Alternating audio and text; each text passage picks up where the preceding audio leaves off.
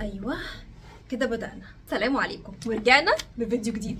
احنا النهارده هنتكلم عن الصلاة. في بداية الكلام هقول لكم على قصة صغيرة كده عشان نخش في الموضوع بعمق.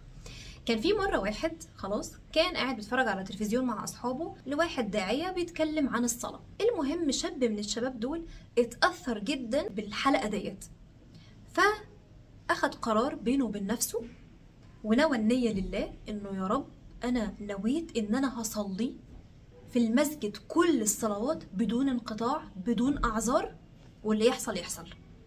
في اكل يسيبه ويروح يصلي، في اجتماع في الشغل يسيبه ويروح يصلي، في قعده مع اصحابه الشباب يسيبها ويروح يصلي.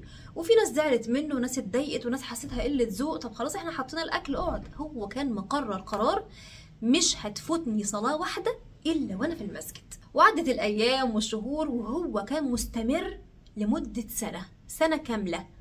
بيقول بعد انتهاء السنة دي بالظبط هو كان بيقول أنا نيتي في العمل ده إن أنا نفسي ربنا يحبني وعايز أسمع كلام ربنا تأثرا بالمحاضرة اللي حضرها.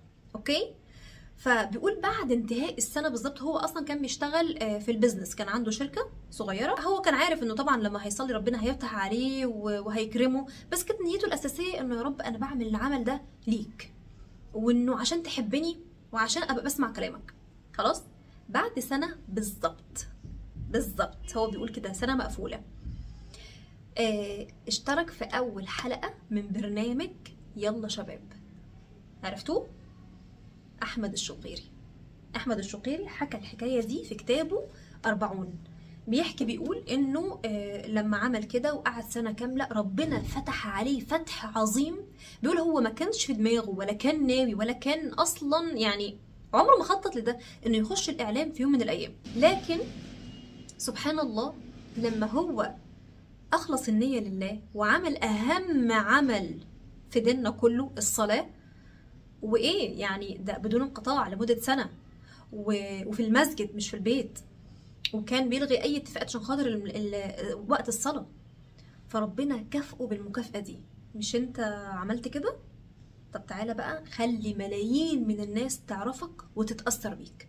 وكلما فكرت في هذا لا يستطيع ذهني وعقلي وكياني إلا أن يربط بين مجاهدتي في الصلاة في المسجد عاما كاملا وبين الفتح الذي فتحه الله لي في مجال الإعلام بعدها بعام تحديدا. أتذكر قول الله تعالى إن الله يرزق من يشاء بغير حساب. بتجيلي أسئلة كتير واستشارات كتير عن موضوع أسماء أنا نفسي أصلي، صعبة تقيلة، ببقى مش قادرة، في حاجة مكلبشاني فمش قادرة أقوم أصلي. أنا هقول الجملة دي هي ملخص باقي الفيديو. لو ربنا ما أعنكيش على الصلاة مش هتصلي. إياك نعبد وإياك نستعين. العبادة مع الاستعانة. لو ما استعنتيش بالله عز وجل في إنك تعبدي الله مش تقدري، خصوصا في عبادة محتاجة منك التزام 5 مرات في اليوم طول العمر. عبادة زي دي محتاجة توفيق من ربنا، استعانة بربنا. إياك نعبد وإياك نستعين. انتوا عارفين كم الاوفر ثينكينج والقلق والخوف الرهيب اللي احنا عايشين فيه في الزمن ده سببه قلة الصلاة. ناس كتير قوي قوي قوي بقت بتعاني من قلق وخوف من الموت، قلق وخوف من المرض، خوف مرضي من ان يحصل حاجة وحشة. لما تيجي تدور ورا الموضوع شوية، مش كل الناس ولكن اغلبهم بتلاقي ان الشخص ما بيصليش اصلا. فحياة ما فيهاش صلاة ما فيهاش سكينة ما فيهاش طمأنينة، فيها خوف ورعب. هو مش ربنا قال في القرآن إن الإنسان خلق هلوعا إذا مسه الشر جزوعا وإذا مسه الخير منوعا إلا مين؟ المصلين الذين هم بيصلوا بس؟ لا، الذين هم على صلاتهم قائمون. يعني اللي بيصلي انه سطر ويسيب سطر؟ لا، اللي بيصلي وبيقيم الصلاة. اللي بيصلي ده هياخد أجر، إنما اللي بيقيم الصلاة ده هياخد الأجر كله، هياخد السعادة، الطمأنينة، السكون اللي احنا يعني 3/4 محتاجه. إن أنا نفسي مخي يوقف تفكير، نفسي قلبي يهدى، نفسي أبطل أبقى متعلقة بالحاجة. كل الحاجات دي علاجها في الصلاة، بس مش الصلاة العادية، إقامة الصلاة، إن أنا أصلي صح. تعالي كده نتخيل لو في جهاز خرب عندك، هتبصي في المانيوال بتاعه وهتصلحيه او هتوديه لحد ان هو يصلح، هترجعيه التوكيل بتاعه، صح؟ طب عمرك سألتي نفسك هو انا كإنسان الصناعة دي ليها مانيوال؟ ليها مانيوال، بس احنا بنسيب المانيوال بتاعنا ونروح نشوف الناس زينا بيقولوا ايه على الهدوء والسكينه والطمانينه والسعاده، واسمع كلامهم، وفي الاخر ما بقاش سعيده ولا مطمئنه ولا حاسه باي مشاعر عدله. طب ليه؟ طب ما هو اللي خلقك منزلك المانيوال. عشان كده لما تحسي بشعور مش كويس، اول حاجه تلجئي لها، اول حاجه ربنا، اول حاجه، بعدين تشوفي الحلول والاسباب التانية العمليه والدنيويه والكلام ده كله. ليه؟ لانه هو اللي خلقك، هو اللي معاه المانيوال بتاعك، عارف وهو قايل لك، مش سايبنا كده، انه لما تحسي بكذا تعملي كذا، وانه لو حسيتي بده معناها ان انت ما بتعمليش ده. حبيبتي احنا كلنا لو لمينا كل علوم الارض عشان نعالج بيها انسان ونخليه كويس، برضه هيفضل فيه ثغره، لان الثغره دي ما يعرفوش غير اللي خلقوه. فاسهل طريقه لما اكون عايزه اعالج مشكله عندي، اشوف المانيوال بتاعي الاول بيقول ايه، بعدين اخد بالاسباب التانية. فببساطه شديده لو انا حاسه بقلق وخوف وهلع، اول حاجه هفكر فيها هو انا بصلي ولا لا؟ طب بصلي عدل ولا بصلي نص كم؟ ده سؤال مهم جدا. ودايما حطي قدام عينيكي الايه دي، الانسان خلق هلوعا اذا مسه الشر جزوعا، تكمله الايه الا المصلين. يعني انا واحده مش هيجيني هلع، مش هيجيني خوف شديد وقلق ورهاب اجتماعي والكلام ده كله لو انا بقيم الصلاه. الكلام ده لازم احطه حلقه في ودني، عشان لما يجيلي شعور اصل انا تعبانه، اصل انا مش قادره، لا لا. وبصراحه كده احنا هنتكشف قوي قدام نفسنا لو راقبنا نفسنا شويه خلال اليوم، وانتي مثلا واقفه ساعه بتغسلي المواعين، وانتي واقفه ساعه قدام التمارين مستنيه ابنك، او انتي قاعده بتكلمي صاحبتك في التليفون ساعه، او ان انتي خارجه في الشارع رايحه جايه، بس عند الصلاه اللي هتاخد دقيقتين 3 مش قادرين، تعبانين. عارفين ليه؟ هو انا مش بلوم عليكم، بس انا يعني احنا لازم نقول كل الكلام اللي فيه لوم واللي فيه حب واللي فيه عتاب واللي فيه كل حاجه، عشان خاطر نصحي القلب اللي بقاله كتير نايم في العسل. مش بلوم عليكي قوي، لانه الصلاه او العباده زي ما احنا قلنا في اول الفيديو محتاجه استعانه بالله، ولو ربنا ما وفقش مش هعرف. وخلينا نتفق على حاجه، لو في حاجه مهمه في حياتي انا مش عارفه اعملها، وهي مهمه جدا يعني حياه او موت، مش عارفه اعملها، بيكون بسبب حاجتين. اول حاجه الدافع بتاعي، ما عنديش دافع تجاهها. طب وما عنديش دافع تجاه الصلاه ليه؟ لاني مش عارفه قيمتها، مش عارفه هي ممكن تعمل لي ايه او توصلني فين. 2 مش عارفه ايه عواقب اللي انا بعمله ده. طب لو فضلت ما بصليش ايه اللي ممكن يحصل في الدنيا وفي الاخره؟ الحاجتين دول لو انا مش عارفاهم عمري ما هعمل الشيء ده. فدايما اي حاجه في حياتك حاسه انها قيمه ومهمه، ودايما وراك جواكي سؤال هو انا ما بعملهاش ليه، اسالي نفسك هو انا ايه الدافع بتاعي، بعملها ليه، هتفيدني في ايه؟ طب وايه العواقب لو سبتها، لو سبت الحاجه دي انا ايه الضرر الواقع عليا؟ فانا النهارده هقول لكم على حاجات بسيطه في اجابه اول سؤال اللي هو الدافع، اللي هو هتفيدني بايه. زي ما قلنا في قصه احمد الشقيري، ده ابسط مثال. واحد استمر وكانت نيته لله خالصه، سنه كامله بيصلي لله، ربنا رزقه يعني رزق ما كانش على باله اساسا، ما كانش على باله. وحط دايما في بالك ان الله يرزق من يشاء بغير حساب. ربنا قادر يعني ايه يجيب لك حاجه ما كانتش في الخيال اساسا، بس انتي اعملي اللي عليكي. فعايزين نجيب بقى ورقه وقلم ونكتب الاسئله دي عشان نجاوب عليها، عشان الاسئله دي اجابتها مهمه جدا. اول حاجه، هو انا عايزه اصلي ليه؟ فكده لما قلت لكم من شويه الدافع والعواقب، فده سؤال الدافع، انا عايزه اصلي ليه؟ ايه اللي هستفيده يعني لما اصلي؟ طب لو مش عارفه دوري، شعللي الرغبه جواكي. تاني سؤال، ايه العواقب اللي لو ما صليتش هتحصل لي؟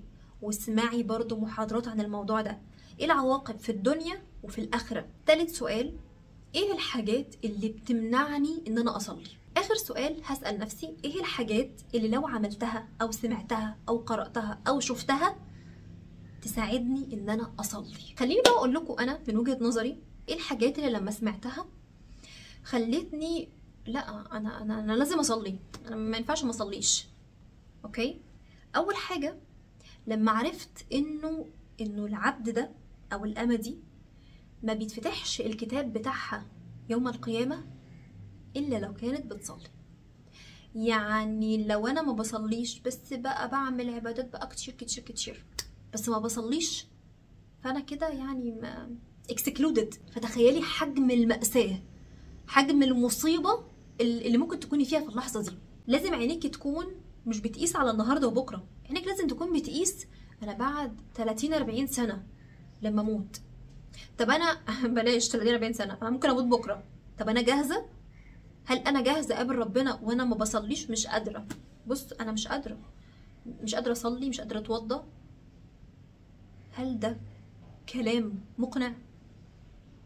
انا الناس اللي بتقول كده انا عايزه اقول لهم ان هم لو بذلوا ربع المجهود في ان هم يحاولوا ان هم يصلوا اللي بيبذلوه في حاجات تانية كتير ما تستاهلش، هيصلوا وهيبقوا كده في الصلاه. فاوعي ابدا تاخدي حجه ان انا مش قادره، مش عارفه، ماليش نفس، الوقت خدني، لان العواقب وخيمه. على الجانب التاني محتاجه حاجات في الدنيا تقوم حياتي. فاكرين لما حكينا قصه الشقيري؟ هو فعل حرفيا ربنا رزقه برزق ما كانش على البال ولا على الخاطر. هو انت ما تحبيش يحصل لك كده؟ ما تحبيش ان ربنا يرزقك برزق مفاجأة، حاجة ما كنتيش تتوقعيها في حياتك ولا لو عشتي 50 سنة كمان ان ربنا يعملها لك؟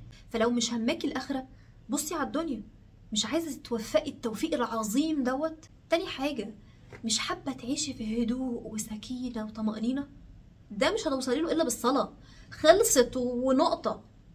هو انا يعني تصدقي كلام اي حد ولا كلام ربنا؟ اذا كان ربنا قال في القرآن ان الانسان خلق هلوعا، هتفضلي عندك هلع وخوف وقلق لو ما بتصليش، ومفيش اوفر ثينكينج وخوف وقلق ورعب من الناس او من الاحداث. خلاص انا مطمنه يا جماعه، انا هنا في حته تانية.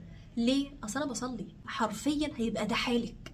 وفي حديث جميل قوي قوي قوي كل ما بفتكره بحس كده انه الحمد لله ان في صلاه. ربنا عمل الصلاه دي عشاننا احنا. انا عايزاكي تفكري بانانيه. فكري بانانيه بمعنى خدي الخير كله ليكي، هاتي كل الحاجات الحلوه عشان تفيدك في الدنيا وفي الاخره. فكري بانانيه. يا جماعه اللي مش بيصلي هو ما بيحبش نفسه. عشان نكون واضحين، هو مش بصلي عشان خاطر انا مش مقتنعه، مش متدينه قوي، مش قادره. لا، هو في الاصل انا ما بحبش نفسي. عمرك شفتي حد بيحب حد بيحرقه بالنار؟ بيأذيه؟ مستحيل. انتي بقى بتعملي كده ليه؟ لانك عارفه الصلاه دي نفعها ايه وعواقبها ايه، ومع ذلك ما بتصليش.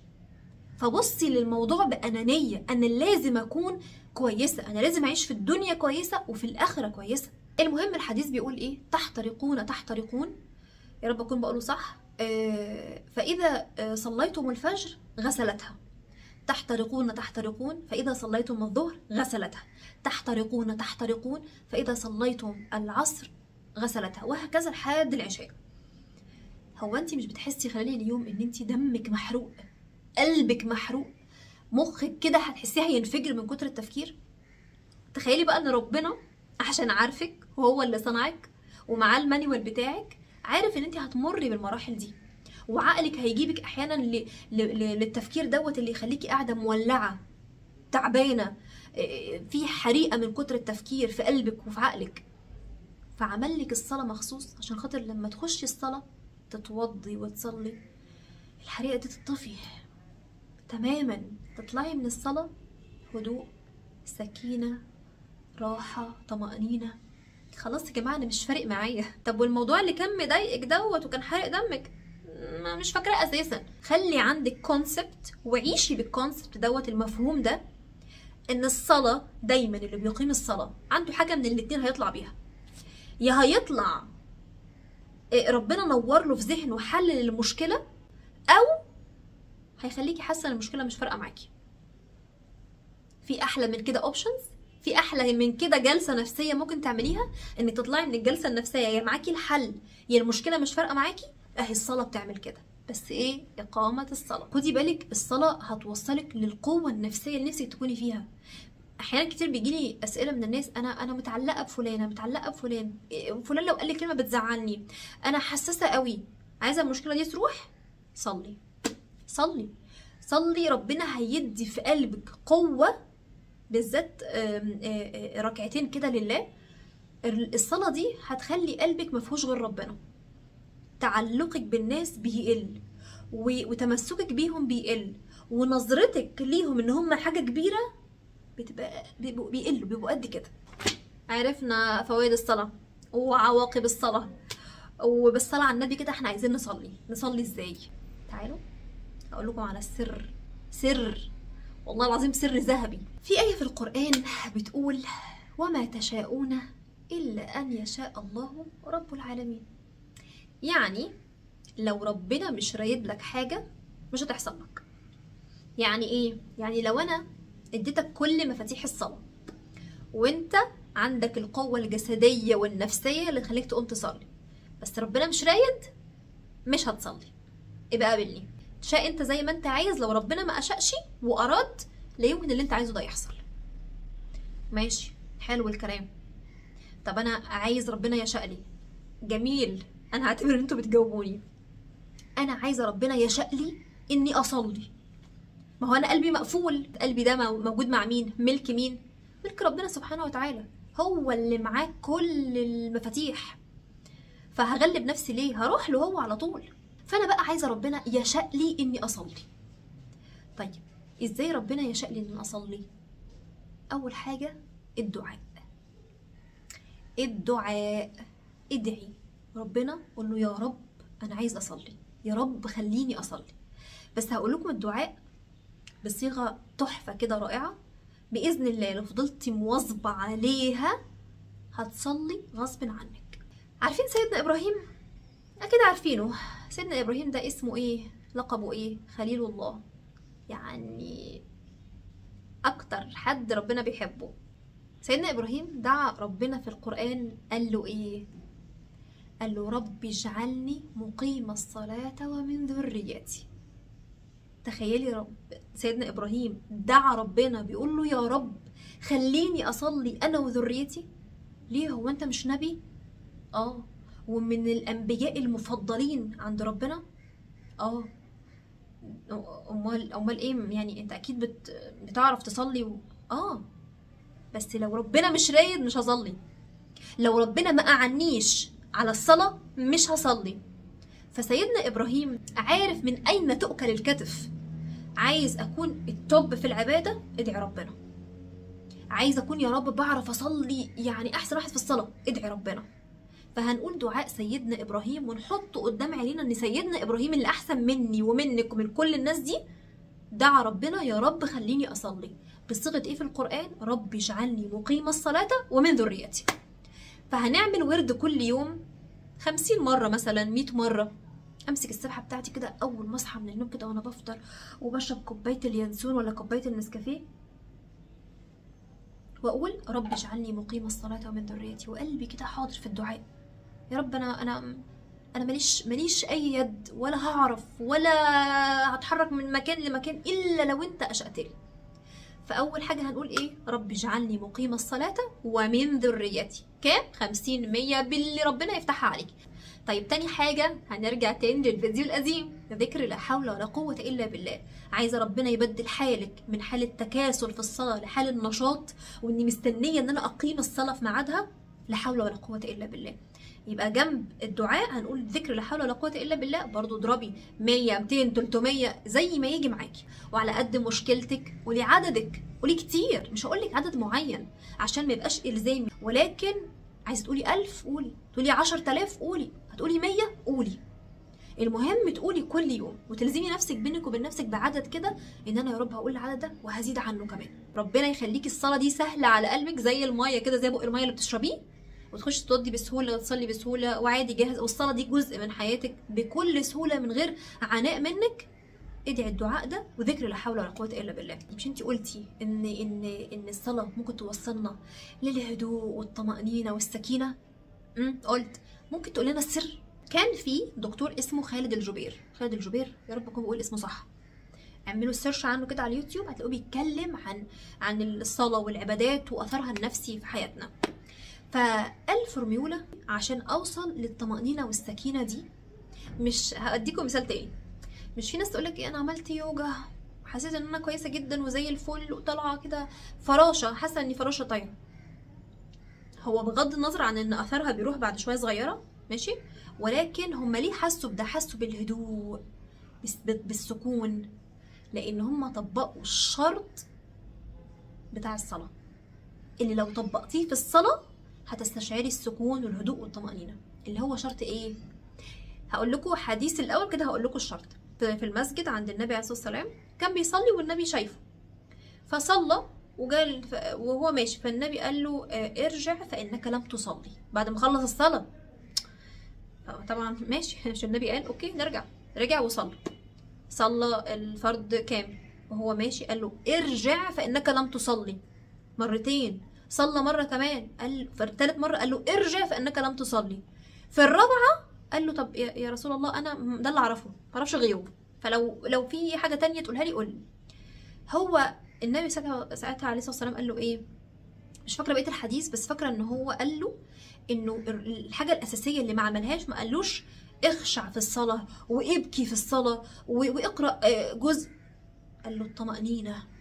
فساعتها الصحابي ما عملش الركن الاساسي من الصلاه وهو الطمانينه، انه لما يجي يركع بهدوء، لما يجي يقف بهدوء، لما يجي يسكت بهدوء، وهكذا.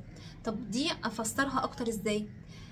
اول حاجه وانت بتصلي ما ينفعش تكوني بتنهيي خالص. 2 ان الركعه الواحده ما تقلش عن دقيقتين. 3 الطمأنينة ديت اللي هي هتوصلي لها من الاتنين التانيين، بس خلينا نشرحها برضو بطريقه تانية. ان انا عايزاكي وانتي بتصلي تبقي عادي هاديه، وانتي بتركعي مفاصلك سايبه كده، عضلاتك سايبه. والحاجه كمان معاهم استشعار المعاني. ازاي؟ انا عايزاكي كل كلمه بقولها انا فاهماها، كل كلمه انا بقولها انا فاهماها. يعني وانا بقرا سوره الفاتحه على الاقل انا فاهمه معناها ايه، بس لو عرفتي تفسير سوره الفاتحه وسمعتي التدبر بتاعها هتبقي مستمتعه وانت بتصلي، هتبقي عارفه ان كل ايه بتقوليها ربنا بيرد عليكي فيها. بتقولي الحمد لله رب العالمين، ربنا بيكون بيرد عليكي حمدني يا عبدي، شكرني يا عبدي، فلعبدي بقى ما شاء. تخيلي ان كل ايه بتقوليها ربنا بيرد عليكي فيها. سبحان ربي الاعلى، يعني ايه سبحان؟ يعني ايه سبحان دي اساسا؟ اوكي، فكل كلمه عايزين نفهمها عشان نحس واحنا بنقولها. واقول بالراحه، ده من ضمن الشروط، بالراحه، يعني بسم الله الرحمن الرحيم، وصوتي او التون بتاع صوتي كده واطي اسمعه انا كده. لو عملت الشروط اللي انا قلتها دي هتخرجي من الصلاه حاسه كانك كنتي فعلا، يعني ايه، مش عارفه، مش لاقيه مثال شبه اللي انا عايزه اوصل الشعور بتاعه، بس تحسي انت الفيشه اتشدت، حرفيا الفيشه اتشدت. لو مفيش اي حاجه من اللي اتقالت اثرت فيكي في فوائد الصلاه، في عواقب الصلاه، في الكلام ده، افتكري انك تكوني انانيه وحبي نفسك. حبي نفسي ازاي؟ ان انا اعمل لها الحاجات الصح، الصلاة صح هعملها. ان شاء الله يكون الفيديو مفيد ويخلي اي حد ما بيعرفش يصلي انه يصلي.